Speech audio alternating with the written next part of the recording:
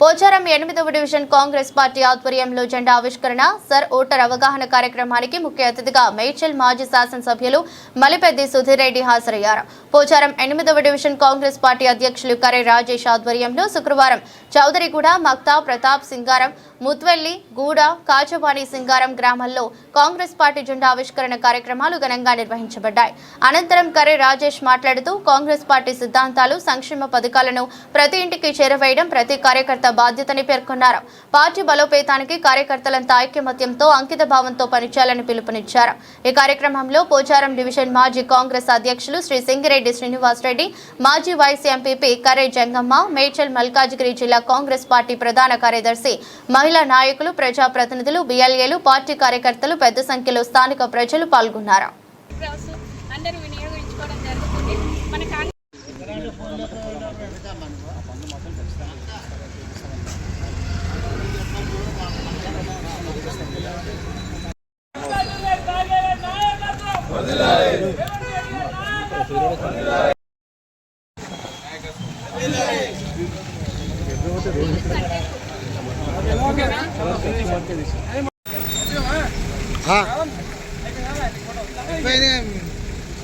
ఏం తప్పలేదు అందిస్తున్నాం.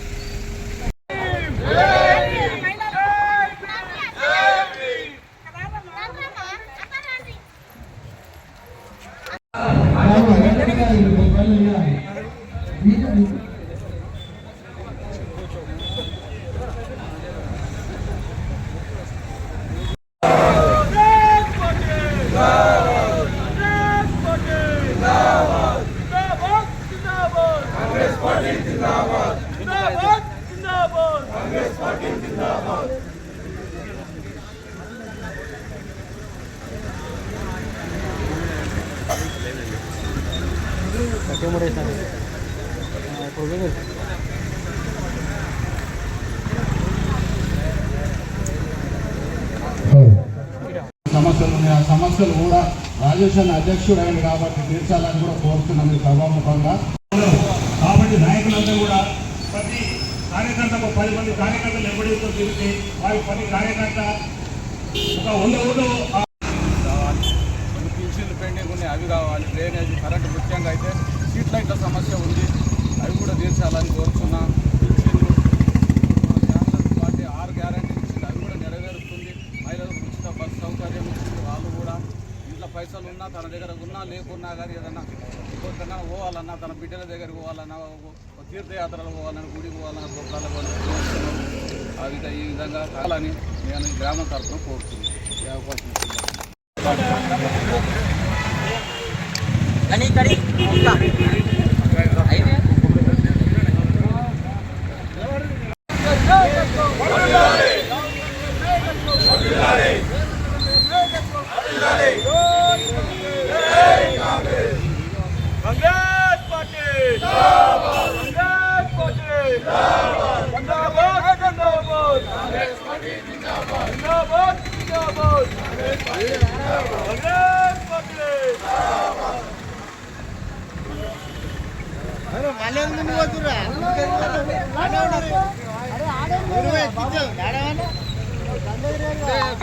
రామ్లానా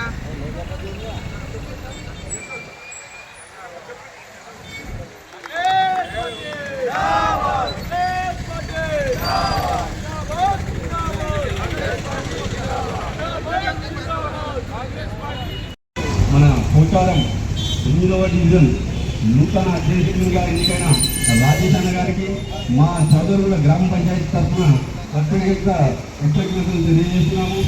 ఈ కార్యక్రమంలో ఇప్పుడు చౌదరిగూడకు సంబంధించిన కొంతమంది నాయకులు వారి వారి మనోభావాలను వ్యక్తం చేశారు. ఫస్ట్గా భాస్కర్ రెడ్డి అన్న మాజీ ఎంపీ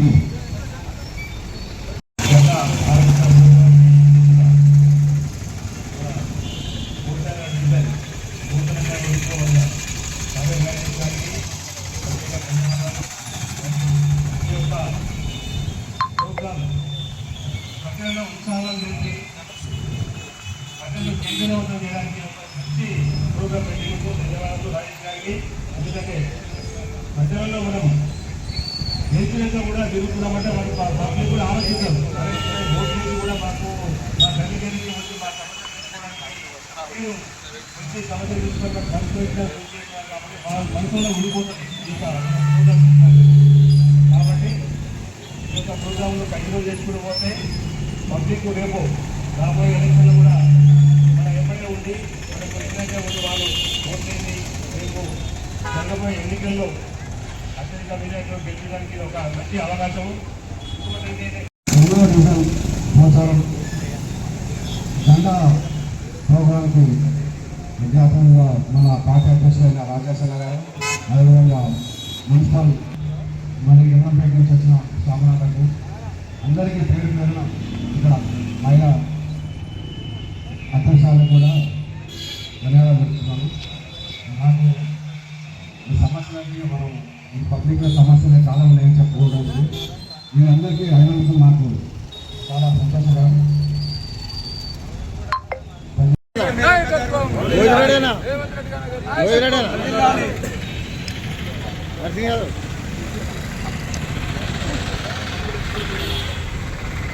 రెడ్డి గారు చూడు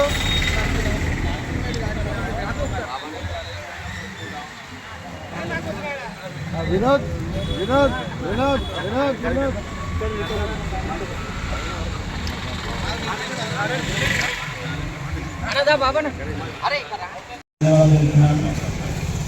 అధ్యక్షుడు మన విధానంగా అధ్యక్షుడు రాజేష్ అన్నకు మరియు ఇక్కడ వచ్చిన పెద్దలందరికీ నమస్కారం.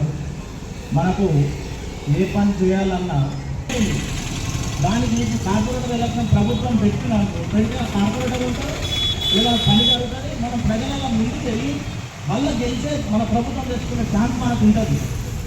పని జరగాలంటే అసలు పని జరుగుతుంది.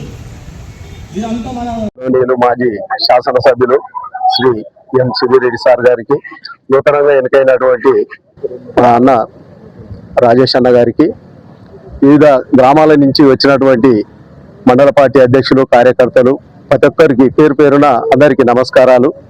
ఇదే విధంగా అన్న పదవిలోకి రాగానే ఊరూరా ఫస్ట్ ప్రోగ్రాం పెట్టుకోండు.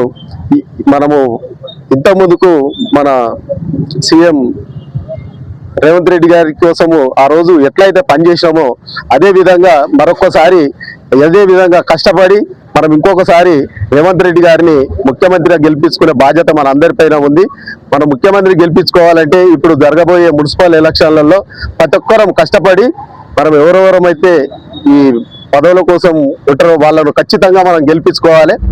రేపు రాబోయే కాలంలో కూడా మరొకసారి మన రేవంత్ రెడ్డి గారిని ముఖ్యమంత్రిగా గెలిపించుకోవాలని ఈ సభాముఖంగా తెలియజేస్తూ ఈ అవకాశం పెద్దలందరికీ ధన్యవాదాలు. పట్టించుకుంటే కొన్ని ఇందిరామైండు సక్సెస్ అయ్యేటివి. ఆఫీసర్లు ఏమైంది, గత ప్రభుత్వంలో పనిచేసారు కాబట్టి ఆఫీసర్లు ఏదో కొర్రి పెట్టాలని పెడతా ఉన్నారు. కాబట్టి కోడి జుడ్డ మీద ఈకలు వీగినట్టు చేస్తా ఉన్నారు. కొన్ని చిన్న చిన్న తప్పుల వలన ఆ ఇందిరామైండ్లను ఎలిమినేట్ చేశారు. మనకు 3500 ఇండ్లు వస్తే సుమారు 1800 కూడా పూర్తి కాలేదు. మనకు సగం పూర్తి కాలేదు. ఈ సంవత్సరం వచ్చేటి 2000 ఇండ్లు, ఈ విధంగా మనం 2500 ఇండ్లు ఈ విధంగా మనం పూర్తి చేసుకోవాలి. ఇప్పటికి మించిపోయింది లేదు. పాత కొత్త వీటి కూడా L1 లిస్ట్ లో ఉన్నటువంటివి దరఖాస్తులు ఇవ్వండి, తప్పకుండా ఇండ్లు ఇచ్చేదానికి ఏర్పాటు చేస్తాం. L2లో అయితే డబుల్ బెడ్రూమ్ ఇండ్లు ఉన్నాయి. నేను రాజేష్ కి చెప్పినాను, కాచివారం సింగారంకి వెళ్ళి 5 పేర్లు L2లో ఉన్నటువంటి వాళ్ళను ఇవ్వండి, తప్పకుండా హైదరాబాద్ లో పంతంగా కొన్ని మిగిలి ఉన్నాయి, ఆ విధంగా వాళ్ళకు కూడా ఇప్పించేదానికి ఏర్పాటు చేద్దాం. తప్పకుండా కార్యకర్తలకు ఏ ఆపద వచ్చినా సంపద వచ్చినా మేమందరం ఊర్లలోనే ఉంటాం. తప్పకుండా మేము న్యాయం చేసేదానికి ప్రయత్నం చేస్తామని మనం చేసుకుంటూ మరి జెండా కార్యక్రమాన్ని ఏర్పాటు చేసినందుకు అభినందిస్తూ, తర్వాత రెండో కార్యక్రమం ఏముంటుందంటే అధ్యక్షుడిని ఇచ్చినాం, తర్వాత కమిటీని పూర్తి చేసేది ఉంటుంది. మరి వర్కింగ్ ప్రెసిడెంట్ చేస్తాము, నలుగురు వైస్ ప్రెసిడెంట్ చేస్తాం, జనరల్ సెక్రటరీని, నలుగురు జాయింట్ సెక్రటరీ, ట్రెజరర్ను, కార్యవర్గాన్ని ఇస్తాం, అనుబంధ సంస్థ కమిటీలు ఇస్తాం. ఈ విధంగా మండలం ఒక డివిజన్లో 100 మందికి పార్టీ పదవులు వస్తాయి. ఎవరికి కూడా చింతించవలసిన అవసరం లేదు. ఆ విధంగా 100 మనం బయలుదేరితే యుద్ధానికి బయలుదేరినట్టే ఉంటది. ఆ విధంగా కార్యక్రమాన్ని ముందుకు తీసుకుపోదామని మనవి చేసుకుంటూ మీ అందరికీ మరోసారి అభినందనలు, నమస్కారాలు.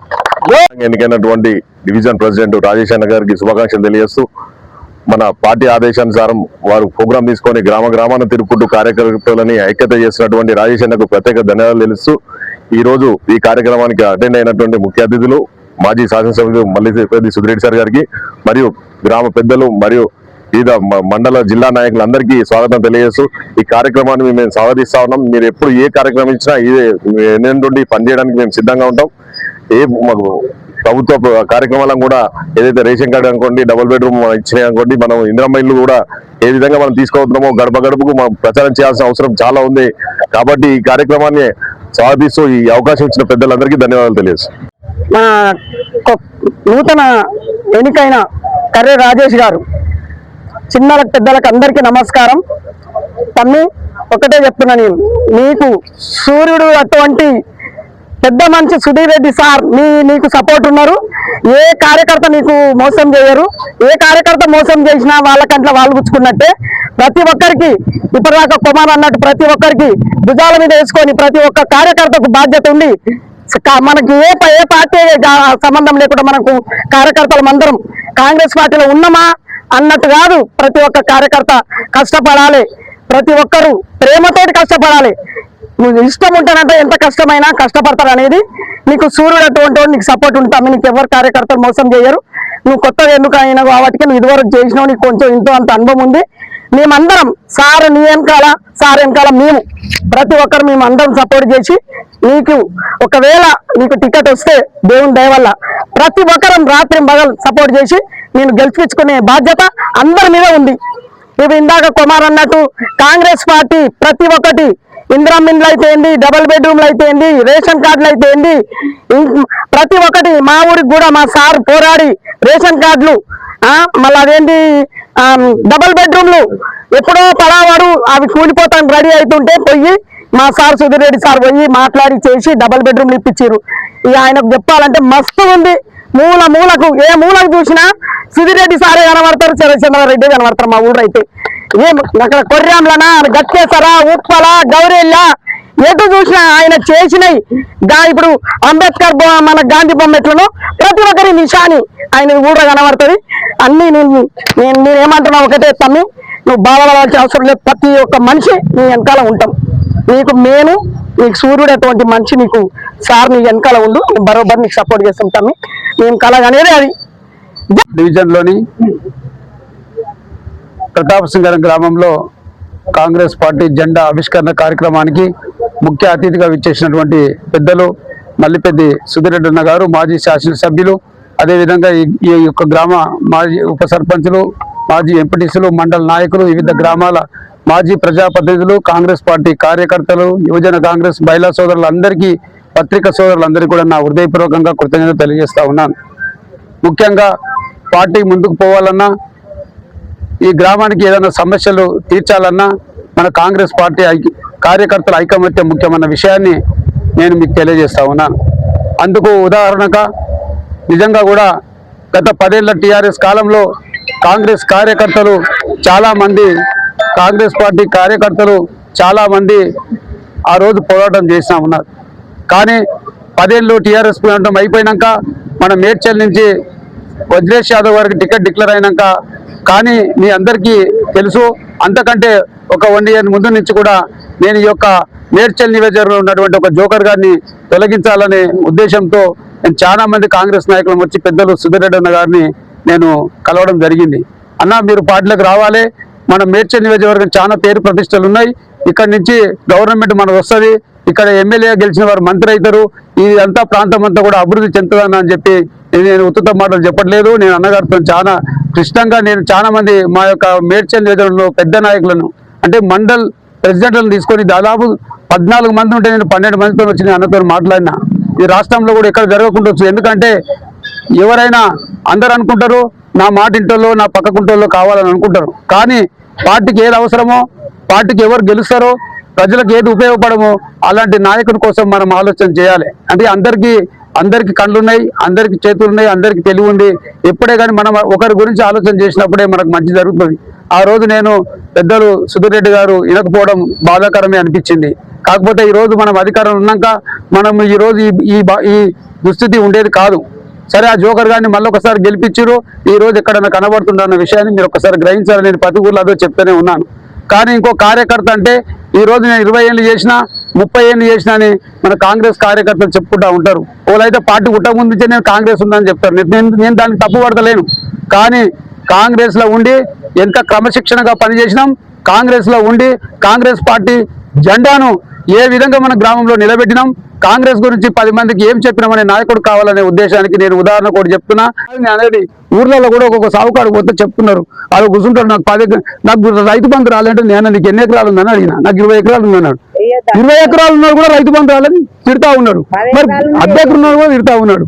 అయితే ఇంకోటి అన్న చెప్పినట్టు సొసైటీ బ్యాంకులో రుణమాఫీ కాలేదని మన మాట చెప్పారు వాస్తవంగా. రుణమాఫీ కూడా మరి అక్కడ గట్కేసారి నుంచి వాళ్ళు పంపడంలో తప్పు పంపిరు.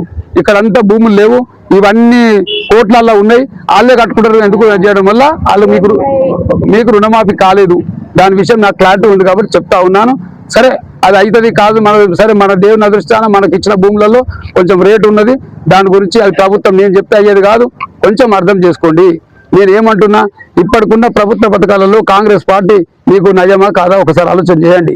10 ఏళ్ల కాలంలో తెలంగాణ వస్తే ఇంటికో ఉద్యోగం అన్నాడు ఇచ్చిండు ఎవరికన్నా? ఒక్కనికన్నా డబుల్ బెడ్రూమ్ అన్నాడు ఆడ ప్రతాప్సింగ్ కట్టిన అట్నే ఉన్నాయి, వెంకటాపురంలో కట్టిన అట్నే ఉన్నాయి. ఈ ఊరోళ్ళకి ఇయ్యలే కానీ ఆ సిటీ వాళ్ళు మన టీఆర్ఎస్ గెలిపించారని రామంతపూర్ ఆ కాలేజ్ సురేష్ వారు గెలిచిరు కదా, వాళ్ళని తీసుకొచ్చి ఇక్కడ నింపిండు. కాబట్టి వాళ్ళు పోయే ముందు కాబట్టి అందులో కొన్ని ఇప్పటికి కూడా అక్కడక్కడ ఖాళీ ఉన్నాయి. లేని వాళ్లకు తప్పకుండా ఇక్కడ కాంగ్రెస్ కమిటీ ఉంది, ఎవరు ఫైరో ఉండదు. మీరు ఏదైనా ఇల్లు లేని వాళ్ళు ఉంటే మీరు ఇక్కడ కాంగ్రెస్ నాయకులను మీరు కలవండి, ఆ లిస్ట్ ఇస్తే తప్పకుండా మేము అధికారుల దగ్గర తీసుకుపోయి దాన్ని చేస్తాం. మరి ఏదైతే మీకు జాగా ఉందో 5 లక్షల రూపాయలు ఇందిరమ్మ ఇళ్ల కింద మీకు ఇస్తున్నారు, దాన్ని కట్టుకుంటే వాళ్ళు ఉంటే ఏదైనా చిన్న చిన్న గ్రామ కంట్రోల్ ఉంటే కొంచెం ప్రాబ్లం ఉంది, దాన్ని మా నాయకులు కూడా దగ్గరుండి అది కూడా కొంచెం సడలించారు, అది కూడా చేపించి మీకు ఇస్తారని చెప్పి కూడా మీ అందరికీ తెలియజేస్తా ఉన్నాను. ఒక్కసారి మీరు ఆలోచన చేయండి. ఈ 2 ఏళ్ల కాలంలో అది తప్పు, వాళ్ళు చేసింది ఏమని ఉంటే అభివృద్ధి చెప్పమను. ఇతర గెలిపిస్తే ఈ రోజు పట్టలేదు. ఓట్లప్పుడు ప్రెస్టేజ్కి పోతున్నాం తప్ప మనకు అభివృద్ధి ఎట్లయితుంది ఏం చేసామని చూస్తలేము. సరే జరిగిపోయింది. కాంగ్రెస్ పార్టీ అధికారంలో ఉన్నప్పుడు ఈ రోజు మనం పనులు చేయాలి, మేము ఒప్పుకుంటున్నాం. అమ్మ ఈ గ్రామము వార్డు మెంబర్ ఉండే, ఇలా వార్డు మెంబర్ ఉంటే వానో సర్పంచ్ అవును, లేదా మళ్ళీ వార్డు మెంబర్ అవును, భాస్కర్ ఉన్నాను, ఇంకెవరో అవుతుండే, మీకు భోజరెడ్డి మీరు అందరూ ఉన్నారు. మేమంతా ఆ రోజు కూడా రోడ్ల మీదకి వచ్చి ప్రజా సమస్యల మీద మేము పోరాటం చేసినాం. టీఆర్ఎస్ వాళ్ళకి తప్పు, వీళ్ళంతా ఇట్లా దోసుక తింటారు అని మేము అన్నాం. కానీ ఆ రోజు మేము అనుకున్నాం ప్రజలంతా మా వైపు ఉన్నారు, మమ్మల్ని గెలిపిస్తారు, మేము మళ్ళా మాకు ఎమ్మెల్యే లేకున్నా ఎంపీ లేకున్నా ముఖ్యమంత్రికి అందరినీ ఇక్కడ గుర్తుపట్టేంత స్థాయి ఉన్నది, మేమందరం పోయి మా గ్రామాలను మేము డెవలప్ చేసుకుంటామని అందరం అనుకున్నాం. కానీ సీఎం గారు తీసుకున్న నిర్ణయం మేరకు ఈ యొక్క గ్రామాలన్నీ కూడా మున్సిపల్లో కలిసినాయి, మున్సిపాలన్నీ కూడా జిహెచ్ఎంసీలో కలిసినాయి. అంటే దీనికి ఒక ప్రణాళిక ఉంటుంది. సీఎం గారికి ఏమున్నదంటే దీన్ని అంతా ఒక సిటీ ఏదైతే ఔటర్ రింగ్ రోడ్ ఉందో దాని లోపల మొత్తం డెవలప్ చేసి దీన్ని ఒక విధంగా తీర్చిదిద్దాలనే ఆలోచనతోటి ఆయన ఆలోచన తీసుకుని మాకు కూడా లేటుగా అర్థమైంది. అరే మంచి నిర్ణయమే తీసుకున్నాడు, దానికి మనం అలవాటు పడాలి. మన ఇంట్లో ఒక పెళ్లి చేస్తాం, బయటికి వెళ్ళి ఒక పిల్ల వస్తుంది, ఆమె కోసము మనమంతా ఆమె మనకు అర్థం కావాలంటే ఎంత టైం పడుతుందో మీకు తెలుసు. కాబట్టి ఇది కూడా మీరు కొంచెం అర్థం చేసుకోండి. దీన్ని జిహెచ్ఎంసీలో కలవడం వల్ల అభివృద్ధికి కొంచెం ఆటంకం జరిగిన మాట వాస్తవం. మా కార్యకర్తలు కూడా గుర్తుంచుకోవాలి. లైట్ వేస్తలేరు, బల్బ్ వేస్తలేరు, మోరీలు పోతున్నాయంటే అవును సమస్య ఉన్నది. బడ్జెట్ తీయడానికి వీలు లేదు, బడ్జెట్ ఉన్నది. ఇవాళ కేసీఆర్ 10 ఏళ్ళు అధికారంలో ఉండి ఈ యొక్క ఖజానాను మొత్తం దోసుకొని తిన్నాడు. అయినా మన నాయకులు పథకాలు ఏదైతే ఇచ్చారో కొన్ని నెరవేర్చకపోవచ్చు. ఈ రోజు ఇందిరమ్మ చీరలు మీరు కట్టుకున్నారు, అప్పటి చీరకి ఇప్పుడు డిఫరెంట్ ఏందో మీకు కనిపించింది. 10 ఏళ్ల కాలంలో ఒకరికి రేషన్ కార్డు ఇచ్చిన పాపాన ఓలే ఈ రోజు రేషన్ కార్డు ఇవ్వడానికి ప్రభుత్వం ప్రణాళిక సిద్ధం చేస్తూ ఉన్నది. అదేవిధంగా ఇలా మహిళలకు బస్సు ఫ్రీ ఉన్నది. అట్లా తీసుకుంటూ పోతే కరెంటు బిల్లు కూడా పేద వర్గాలను కట్టకుండా చేస్తున్నారు. ఇక రైతు బంధు గురించి నేను ఒక మాట చెప్తానమ్మా. రైతు బంధు అని 100 ఎకరాలు ఉన్నోనికి 200 ఎకరాలు ఉన్నోనికి కూడా పైసలు వేసి ఇంకా కూడా జనాలకు అర్థమైతే లేదు. మనకి ఎంత ఉంటుందమ్మా? 1/2 ఎకరం, 1/4 ఎకరం, 2 ఎకరాలు ఉంటుంది. ఆ 2 ఎకరాలకి వేయకపోయి 2 ఎకరాలకి వేయకపోయి అంటే ఆ పైసలన్నీ మన పైసలే. మన పైసలు పెట్టి వాడు గెలిచిండు. ఈ రోజు ఎవరు ఏమనుకున్నా రేవంత్ రెడ్డి గారు దాని మీద సుదీర్ఘంగా చర్చ జరిపి కొద్దిగా డిలే అయ్యింది. వేసలే 1/2 ఎకరం తిట్టుడే, ఎకరం తిట్టుడే. ఒకసారి ఆలోచన చేయండి, మనకి ఎంత వస్తుందో.